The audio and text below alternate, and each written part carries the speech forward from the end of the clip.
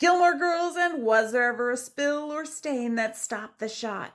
Did the actors change out of their clothes at lunch? And what would you have done? Let me know in the comments literally what you would have done. I'm Valerie Campbell. I was the key set costumer on Gilmore Girls. I share a lot of fun facts from behind the scenes, which are only possible when you watch this video when it hits your FYP. Please give me a follow here and over on YouTube to catch the ones that don't. First, did the actors change out of their clothes at lunch? Sometimes, but not always. Was there ever a time where they were wearing something at lunch and it got on them and we ended up having to clean it up? Probably. I don't remember those ones as much because we had a little bit more time. But the stories I'm about to share with you are the times where we did not have much time. I really need you to tell me what you would have done differently. But also keep in mind, some of these things happened 25 years ago at a time where Tide sticks did not exist. I think the first stain happened when Alexis was wearing a pink dress with tiny yellow polka dots and a flower at her neck. It was sort of a turtleneck, sleeveless dress. And we were shooting at Lorelai's house on stage 18. This didn't happen at lunch. This happened in between shots. We shot an angle and then Alexis went to sit at her chair and she grabbed something from craft service. Craft service is the place where all the food is at. She had just sat down and she had one of those cup of noodles.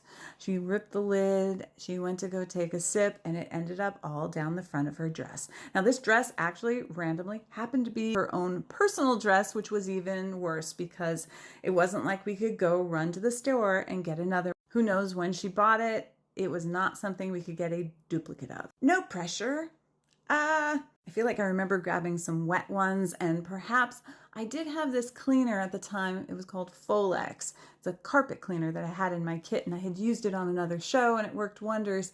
So I sprayed it all over the front of the dress and got the blow dryer out and a towel, and it sadly stained the dress a little bit.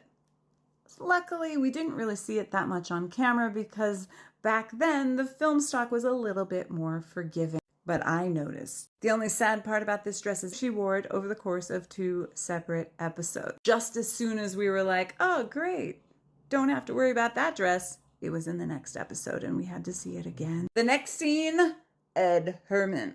We're shooting a scene on stage 18, which is where we shot Lorelai's house and also Chilton. I think it was one of the first times we saw him at Chilton. He was walking in the hallway with Alexis, or at least that's what I remember. Anyways, between shots, Ed had grabbed a tea from craft service, and somehow he spilled that tea all over the front of his white shirt. Luckily, it was a white shirt, and luckily we had doubles, so we were able to quickly switch it out with another shirt from the costume trailer. But most of the time, we don't have double. I tried to get it out, but unfortunately, tea is a very hard substance to get out. And remember, this was before Tide sticks or OxyClean. And maybe at that time, there would have been a better thing like maybe peroxide or something, but I did not have that trick up my sleeve, nor did we have the time to be able to get it out. As far as actors changing out of their clothes at lunch, it happens definitely, especially when we have something that is a one-of-a-kind item, or if they're wearing something where they need help getting dressed or undressed. Sometimes we will offer them a little bib that they can wear. We'll rush back to the trailer and get a bunch of dress shirts to put over their clothes. But I remember this one time when we were getting Lane and Mrs. Kim dressed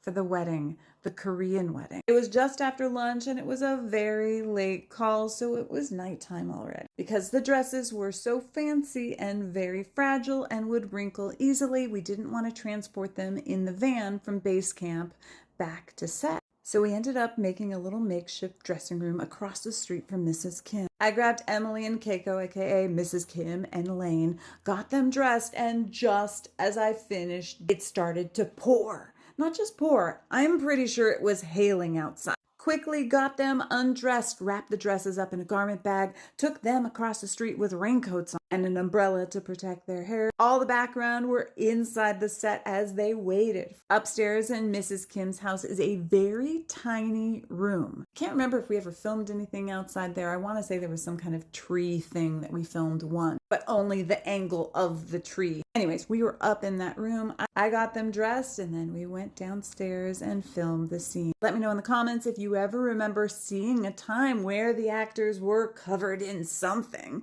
And the next time you watch that moment, just know someone like me was the one to make sure that it looked the way it was supposed to look on camera. Because, yeah, those moments were definitely scripted.